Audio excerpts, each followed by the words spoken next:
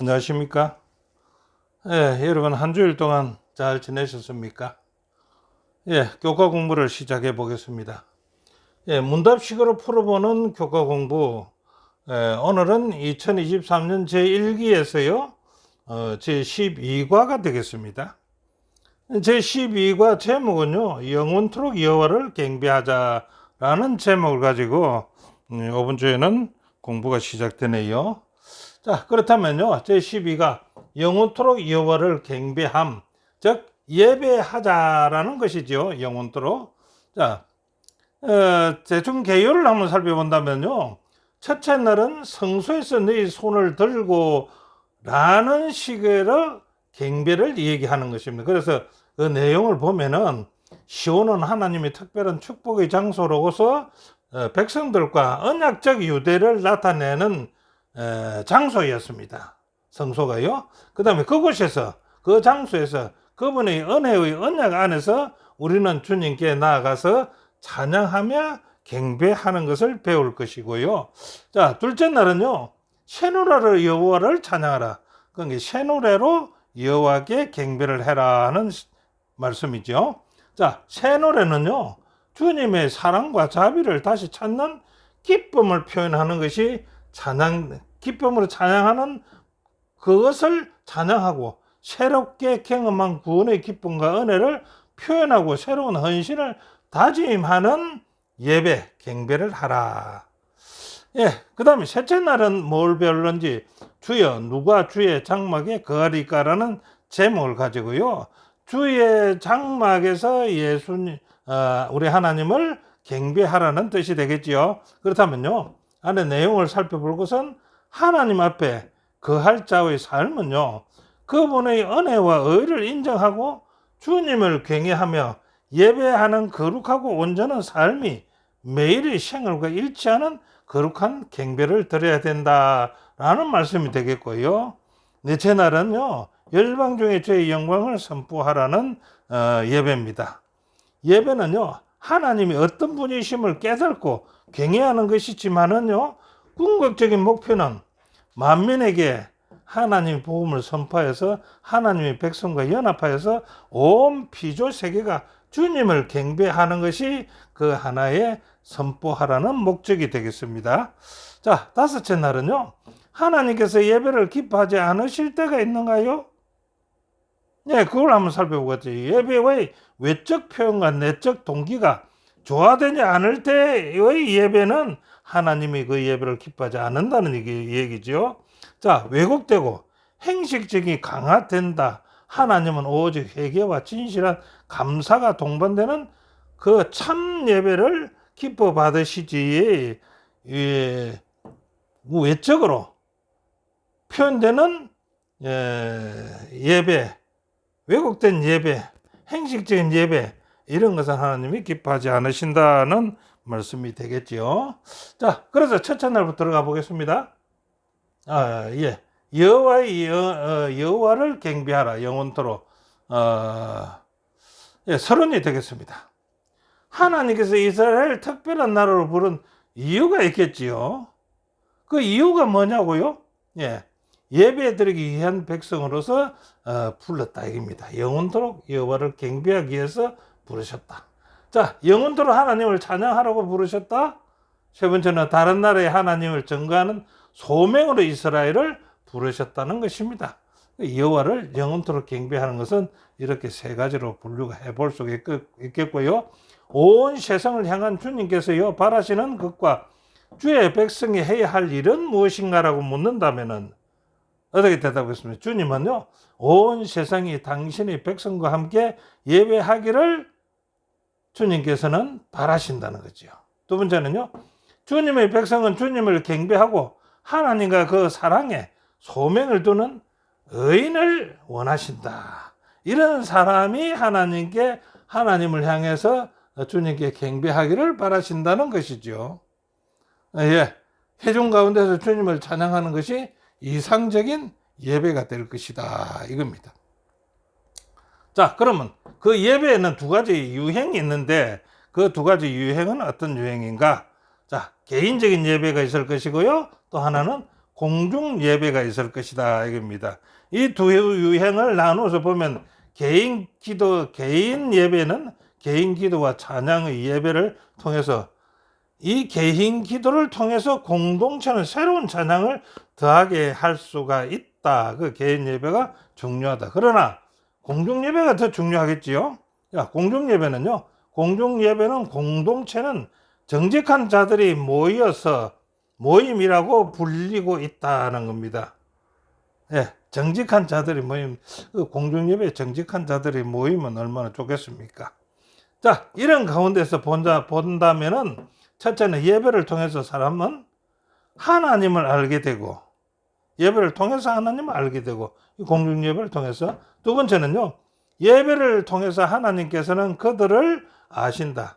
자, 예배를 통해서 사람이 하나님을 아시고, 예배를 통해서 하나님께서 그들을 경배하는 자들을 아시게 된다. 이러한 경험을 통해서 그들의 존재의 모든 것을 서로가 알게 될 것이다. 예배를 통해서. 예. 그래서 오늘 기억절은요, 내가 평생토록 여호와께 노래하면서 내가 살아있는 동안 내 하나님을 찬양하리로다라고 시편 기자는 부르짖고 있습니다. 자, 그래 첫째 날 들어가면 성소에서 너희 손을 들고 이렇게 씁니다. 성소에서 너희 손을 들고 뭐 하라고요? 하나님을 예배하라는 것이죠. 시편 134편에서는요, 어디에서 하나님을 예배 드리라고 할까요? 그 시편 134편 1절 3절을 보면 대충 이렇게 정리할 수가 있다라고 봅니다. 여호와의 집에 섰는 여호와의 모든 종들아 여호와를 송축하라. 두 번째는요, 성소를 향하여 너희 손을 들고 여호와를 송축하라. 세 번째는요, 천지를 지으신 여호와께 시온에서 내게 복 주신 이를 송축하라. 네, 이렇게 예배하라는 것은 여호와의 집에서, 여호와의 성소에서, 여호와의 시온에서 예배하라라고 우리가 보면 되겠네요. 자, 이 성소는 주님의 영광을 나타내고요, 죄인들이 거룩한 왕에게 나아갈 수 있는 안전한 환경을 제공하는 역할을 하는 것이 성소, 여호와의 집, 시온이 되겠다. 이렇게 보면 되겠지요. 자, 성소에서 주님을 예배한 결과는 무엇으로 나타날까요? 성소에서 주님께 예배한 결과, 성소에서 하나님을 예배하는 자에게 주는 시온에서 그들에게 복을 주신다. 예배한 결과는 복을 주신다는 겁니다. 두 번째는 그 복은요, 어떤 복인가? 민수기 6장 24절부터 26절에 거기서 기록되어 있는데 그것이 하나님께서요, 아론에게 가르쳐 주신 축복의 말씀입니다. 이것을 대충 민수기 6장 24절부터 26절을 정리해보면요, 24절에서는 여호와는 내게 복을 주시고 너를 지키시기를 원하신다. 그러니까 여호와는 우리를 지키시기를 원하는, 우리를 지켜주시는 여호와, 그것이 복 아니겠습니까? 자, 25절에는요, 여호와는 그 얼굴로 내게 비추사, 그러니까 하나님의 영광으로 감사한다는 뜻이죠. 비추사는 말은 그 은혜 베푸시기를 원한다, 이렇게 했습니다. 자, 세 번째는요, 26절에 보면요, 여호와는요, 그 얼굴을 내게로 향하여 어떠사 평강 주시기를, 그 평강의 복을 우리에게 주신다라고 하나님과 아론 간에 약속을 해 주셨습니다. 자, 이것이 성소에서 예배하는 자들에게 주는 복이다, 이겁니다. 그래서 이것을 갖다 정리하면 시온을 하나님의 특별한 축복의 장소로서 언급하는 것은 주님과 그분의 백성들 가운데 언약적 관계가 있다는 것입니다. 그 관계에서 유대를 강화하는 것이다. 언약적 관계에서 유대, 묶을육자, 띠대자, 띠로서 하나님과 예배하는 자들의 그 관계를, 언약적인 관계를 묶어준다, 이 말을 한다는 거지요. 자, 시편에서는요, 예배자들을 어떻게 묘사하고 있는가? 그럼 시편에서, 여기 나온 시편에서 하나님을 예배하는 자들을 어떻게 표현하는가? 자, 시편은 종종 예배자들을 주님의 종으로 묘사한다, 하나님의 종으로 묘사한다, 이겁니다. 두 번째는요, 밤에 여호와의 집에 서 있는 자들이지요. 자를 야간 문지기로 묘사를 했다. 문지기를 하면 우리가 좀 천하게 볼 수가 있는데요. 하나님 문지기를 하는 것도 얼마나 좋겠습니까? 자, 세 번째는요. 하나님께 찬양 드리는 자로 묘사하고 있다. 시편에서는 이렇게 하나님을 예배하는 자들을 묘사하고 있다. 근데 그게 문지기를 하는 사람들도 그냥 몸만 지키는 게 아니라 하나님 전에서 예배를 한다는 겁니다. 그렇죠? 자, 교훈은요. 시온은 하나님의 특별한 축복의 장소라고 합니다. 백성과의 언약적 유대를 나타낸다. 그분의 은혜의 언약 안에서 우리는 주님께 나아가서 찬양하며 우리에게 하나님께서 우리에게 복을 주신다. 복을 받는다 이거죠. 자, 둘째 날은요. 새 노래로 여호와를 찬양하라. 새 노래로 하나님께 예배하라라는 뜻이 되겠지요. 시편의 다음 구절들은 공통적인 주제는 무엇인가 한번 알아볼까요? 이 시편에 여러 가지 이제 기록해놨습니다. 자, 이 시편들의 공통적인 주제는요, 우리에게 새 노래를 부르라고 말한다는 것입니다. 이 시편에 적어놓은 이것이. 그래서 이 새 노래는 무엇이며 그 이유는 무엇인가? 무엇을 말하고 있는가 한번 볼까요? 자, 새 노래는 어떤 것을 새 노래라고 할까요? 새로 지은 노래일까요? 우리 시편의 새 노래는 이렇습니다. 주님을 다시 찾은 기쁨을 표현하는 노래가 새 노래다. 두 번째는요. 주님께 새로운 헌신을 약속하는 특별한 노래가 새 노래다. 세 번째는요. 하나님의 구원을 새롭게 경험한 것을 노래하는 것이 새 노래다. 네 번째는요. 주님을 창조주의자 왕으로 모신 것을 찬양하는 그 노래가 새 노래다. 이렇게 새 노래를 구분해 놨습니다. 자, 그렇다면요. 새 노래의 공통 주제는 하나님에 대한 신뢰입니다. 그분의 놀라운 위엄에 대한 찬양이 새 노래의 찬양이다. 이게 이제 공통된 주제는. 그리고 고난과 죽음으로부터의 구원을 받았다면요. 그 기쁨을 어찌 우리가 노래하지 아니하겠습니까? 이것이 각 개인이 새 노래로 여호와를 찬양하는 동기가 될 것이다 라고 얘기하는 겁니다. 자, 세 번째는요. 성경은 새 노래는 어떤 자들이 부르는 노래라고 말하는가? 성경에는 새 노래를 어떤 자들이 부르는 노래라고 말하는가 한번 볼까요? 이사야서에 한번 보겠습니다. 이사야서에는 새 노래는요. 모든 피조물이 부를 노래라고 이사야 42장 10절부터 12절에 기록해놨습니다. 그럼 또요.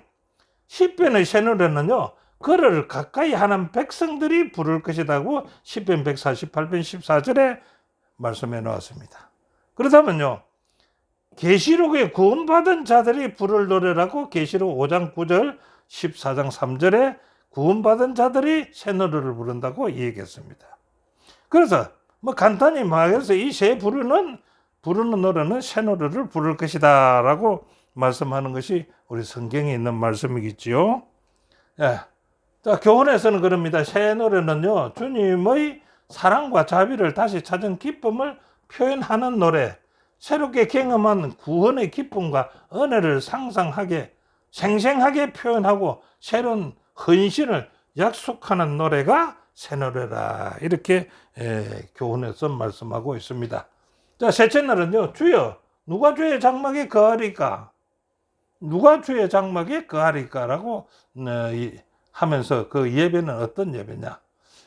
하나님 앞에 경배 드리기에 합당한 사람들은 어떤 사람인가? 첫째 한번 물어보겠습니다. 시편 15편을 기준으로 해서 한번 물어보겠습니다. 주의 앞에 경배 드릴 예배 드리기에 합당한 사람이 있는가? 합당한 사람이 있다라고 시편은 기록했으니까 15편을 기준으로 해서 챙겨본다면 이렇게 볼 수가 있겠죠. 정직하게 행하는 자. 하나님 앞에 경배 드리기에 합당한 사람은 정직하게 행하는 자. 완전한 또는 결함이 없는 자들을 말한다. 이렇게 볼 수가 있죠. 두 번째는요. 공의를 실천하는 자라 했습니다. 공의를 실천하는 자. 그러면 무슨 말입니까? 하나님의 관계에서 하나님의 언약을 충실히 지키는 자를 공의를 실천하는 자라 이렇게 했습니다. 그래서 그 자들 공의를 실천하는 자가 경배드리기에 합당한 자다. 세 번째는요, 마음의 진실을 말하는 자가 하나님께 경배하기에 합당한 자가 된다. 그거는 뭡니까? 믿을 만한 것, 신뢰할 만한 자들이라 이거죠. 그런 자들이다. 그 다음 네 번째는요, 완전한 마음으로 내 집안에서 행하는 자가 하나님께 경배드리기에 합당한 자가 된다. 이렇게 얘기를 했습니다. 예, 그거는요, 시편 101편 2절에 있는 말씀이 됩니다. 완전한 마음으로 내 집에서 행하는 자, 이 자가 하나님 앞에 경배드리기에 합당한 자라는 것은요, 시편 101편 2절에 있는 말씀입니다. 자, 그렇다면요, 하나님의 장막, 성소죠. 장막은 거룩한 곳이므로 하나님께 바쳐지는 예물은 어떻게 하면 그렇게 해야 되지요. 예, 그렇게 해야 됩니다. 흠이 없는 동물로서 제물로 드리죠. 역시 우리가 하나님께 경배 드리는 우리도 흠이 없어야 된다 그죠. 그래서 정직하고 공의롭고 마음의 진실을 말하고 완전한 마음으로 있는 그 자들이 흠이 없다라고 봐야 될 거 아닙니까? 이 자들은 하나님 앞에 경배 드리기에 합당한 사람이라고 얘기하고 있습니다. 자, 흠 없는 제물이 될 자의 삶은 어떤 삶을 살아야 하는가요?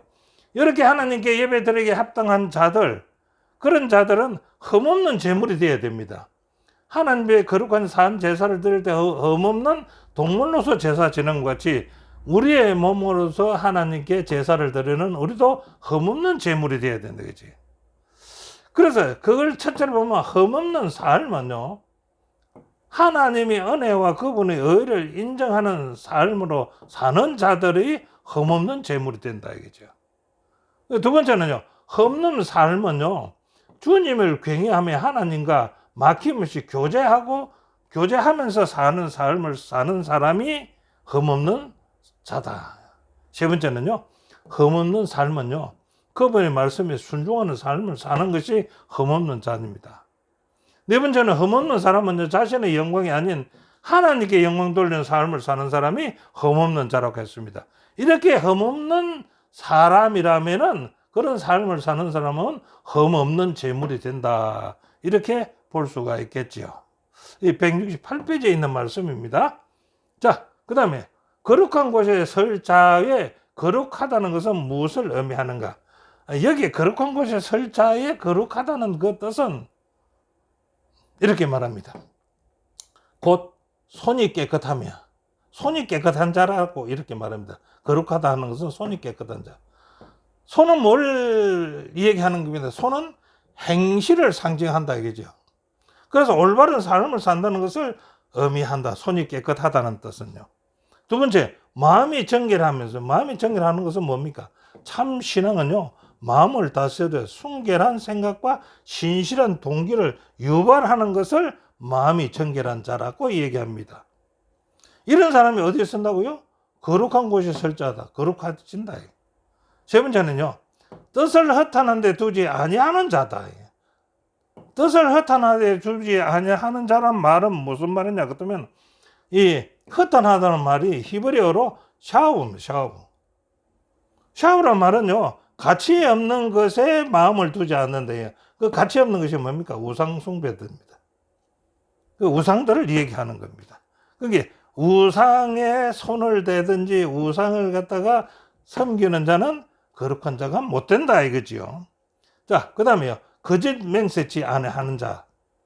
거짓 맹세치 아니하는 자는 우리가 잘 알다시피 9째 계명 아닙니까? 내 이웃에 대하여 거짓 증거하지 마라. 이렇게 하는 자들이 뭐 하다고요?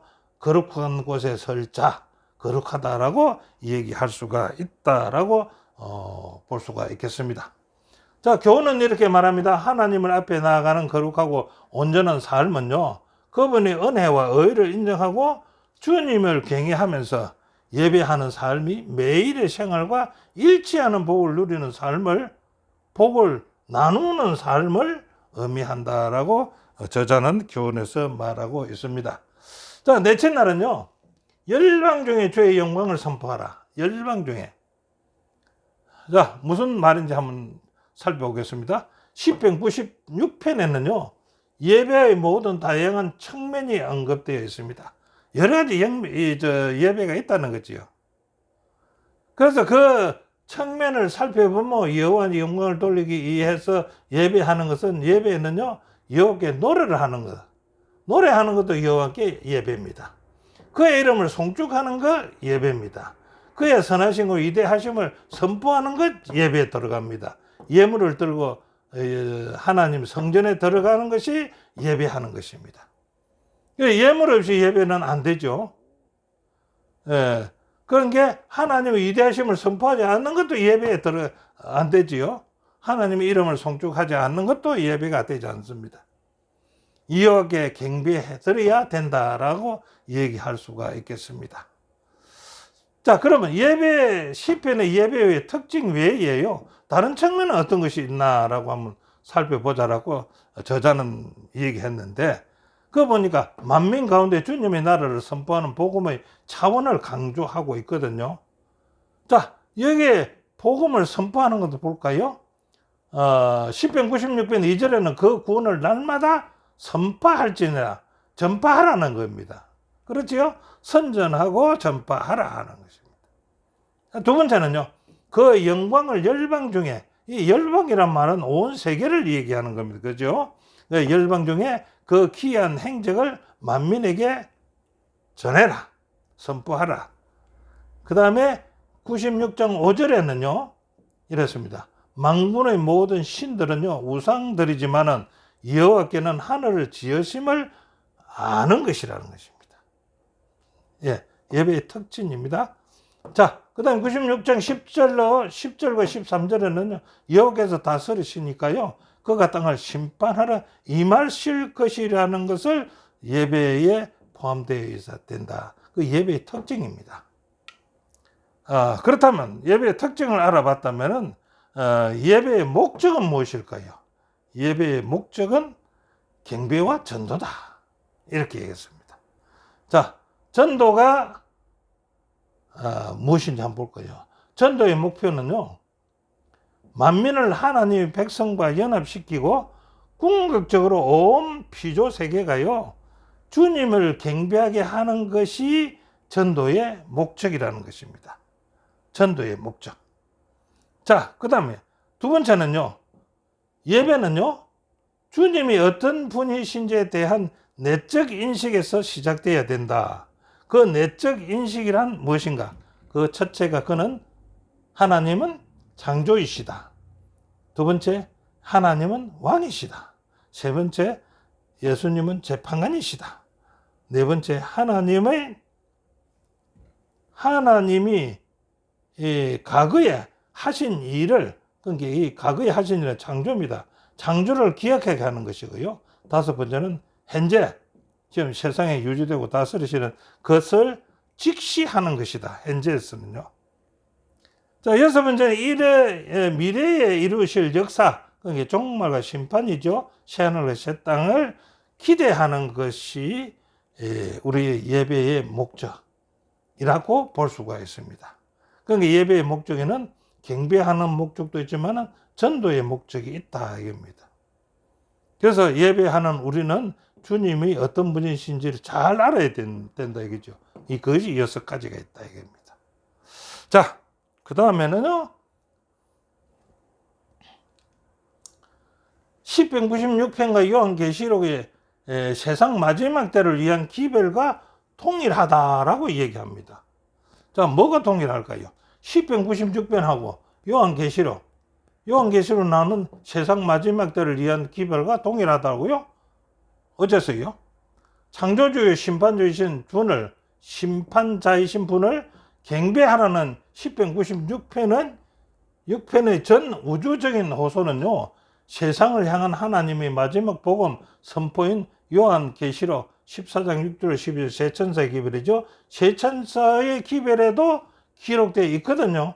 이런 면에서 시편 96편은요 창조, 구원, 영원한 복음이죠. 예배의 심판을 포함하는 마지막 때의 모든 기별을 담고 있으니까 우리가 말하는 세천사의 기별과 요한계시록 96장과 동일하다 이렇게 본다 이거죠.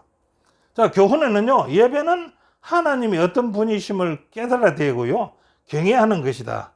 전도의 궁극적인 목표도 만민을 하나님의 백성과 연합시켜 온 피조 세계가 주님을 경배하는 것이다 라고 저자는 얘기하고 있습니다. 자, 다섯 번째 날은요, 하나님께서 예배를 기뻐하지 않으신다. 지금까지 예배에 대해서 쭉 공부를 해 나왔는데, 이 마지막 날 다섯째 날에는 하나님께서 그 예배를 기뻐하지 않으신다는 얘기입니다. 이게 무슨 말입니까? 그러면 하나님께서 기뻐하는 예배가 있고 기뻐하지 않는 예배가 있다라는 그런 뜻으로 들리지 않습니까? 자, 어떤 뜻인지 한번 볼 거예요. 출애굽기 20장 24절의 규정에 따라서 드린 제사를 시편에서는 어떻게 말하는가? 예, 우리 출애굽기 20장 24절에는요, 출애굽해서 그들에게 제사 규정을 정했습니다. 예배 규정을. 시편 40편 6절에는요, 주께서 나의 귀를 통하여 들리시기를 제사와 예물을 기뻐 아니하신다니요. 번제와 속죄를 요구치 아니하신다니. 무슨 뜻일까요? 그 다음 시편 50편 8절은 내가 너의 재물을 인하여는 너를 책망치 아니하리니. 이 재물을 인하여 너를 책망치 아니한다. 그럼 뭘 책망하느냐, 기뻐하지 않느냐. 주는 제사를 저기 아니하시나니 그렇지 않으면 내가 들어설 것이라. 주는 번제를 기뻐 아니하시나이다. 하나님이 이 제사를 기뻐하지 않는 게 제물. 기뻐하지 않는다요. 그런데 제물에 대해서는 너를 책망치 아니한다고 했습니다. 뭘 책망하는 걸까요? 하나님의 규정에 따라서 드린 제사를 왜 기뻐하지 아니하는가 한번 살펴볼까요? 의식적인 제사는 기뻐하지 않는다. 의식적인 제사는 기뻐하지 아니하구나. 시편 50편 8절에 나는 네가 바친 제물을 두고 너를 탓하지 않을 것이니 이는 너의 번제가 항상 내 앞에 있기 때문이다. 이 말은 무엇입니까? 이 말은 뭐냐 그렇다면요, 제물을 책망하지 아니한다는 이 뜻은 그 제물은 10절에 이는 살림의 짐승들과 천산의 생축이 다 내 것이기 때문에 제물에 대해서는 허물지 않겠다.